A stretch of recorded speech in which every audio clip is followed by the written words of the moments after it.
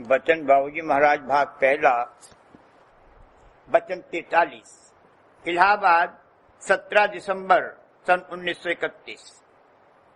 गुरु के देह स्वरूप की महिमा।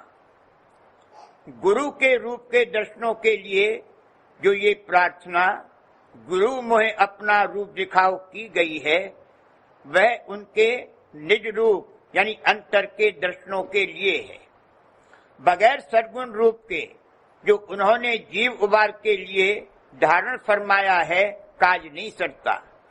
न सूरत अंतर में धस सकती है और बिना अंतर में गए न संसार के दुख क्लेश और विकारों से छुटकारा हो सकता है, न विषय भोग से रिहाई मिल सकती है और न शीतलता प्राप्त हो सकती है। यहाँ के तमाम बंधन और ज्वालावत तपन गुरु के विशाल और मनोहर देह स्वरूप से जिनको भाग्य से वे प्राप्त हो दूर होंगे।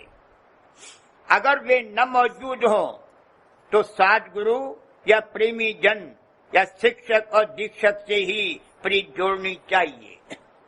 गुरु के सद्गुण रूप की महिमा का वार पार नहीं है, इसी से उनका निज रूप रखाया जा सकेगा। निज रूप के दर्शन के बगैर मौत और उसके दुख से अभय नहीं हो सकता। जब अंतर में त्रिवेणी और मानसरोवर स्नान करेगा तब सर्व पाप नाश हो जावेंगे। इसी मनोहर रूप से जो हाड़ मांस और चाम का उन्होंने धारण फरमाया है, अंतर के शब्द रूप के दर्शन मिलेंगे। ये शरीर फानी और नाशमान है, लेकिन इसका बिठैया अविनाशी सूरत जो अमर अजर देश से आई है और उस प्रेम सिंध से मिलकर एक हो रही है, नाशमान नहीं है। उसी देह स्वरूप से प्रीत जोड़कर निज दर्शन और अंतर के शब्द के दर्शन सर्वगुण निर्गुण के पार सत्य देश के प्राप्त होंगे। अभिलाषा उसकी निरंतर बनी रहनी चाहिए। अगर बाहरी रूप की टेक बिना अंतर की अभिलाषा के इस किस्म की होगी जो आइंदा तरक्की के लिए विघ्न और हानि डालने वाली हो, तो वह किसी तरह से छुड़ानी होगी, यानी अंतर की प्रीत में तब्दील करनी होगी। जैसे देह स्वरूप से जो संत सद्गुरु रूप में मालिक ने धारण फरमाया है, निज रूप और शब्द रूप के दर्शन प्राप्त होते हैं, वैसे ही ध्वन्यात्मक नाम का जो वर्ण है वही उसका लखायक है। ओम और सुहंग भी ध्वन्यात्मक नाम हैं, इनका वर्ण भी उनका लखायक है। या जैसे घंटे में जो टन टन की आवाज होती है, वह उस धुन की लखायक है। संकेत और कृत्रिम नाम से ऐसा नहीं हो सकता जैसे कुर्सी शब्द है। ये शब्द साधारण वर्ण है, ध्वन्यात्मक वर्ण नहीं है। ये किसी धुन की नकल वर्ण में नहीं है जो उसकी लखायक होती।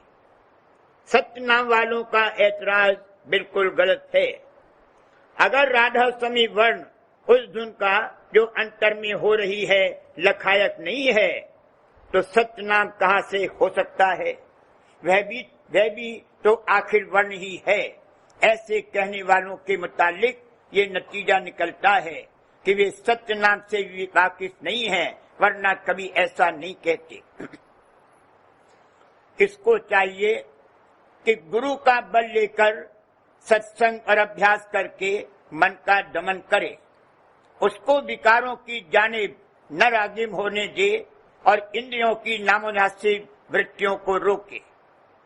वे अपनी अपार दया से वचन फरमाते हैं और वायदा करते हैं कि एक रोज निज रूप दिखलावेंगे। तुमको चाहिए कि उनके चरण कमल में दृढ़ प्रेम रखो और इस बात की चिंता अपने पास भी न फटकने दो कि ये मकसद पूरा होगा या नहीं, यानी दर्शन मिलेंगे या नहीं। वो निस्संदेह मिलेंगे, उसके लिए बेकली और तड़प उठाने में कुछ हर्ज नहीं है, वह तो फायदेमंद है। वह तो रूप दिखाकर छोड़ूं, तुम जल्दी क्यों करो पुकारा। तुमको उनके चरणों में दृढ़ प्रीत और उनकी दया का आस व भरोसा रखना चाहिए। निराश हरगिज न होना चाहिए। निराशा एक किस्म का जहर है। मन के झकोले आवेंगे, आते रहें, अभिलाषा दर्शनों की बनी रहे।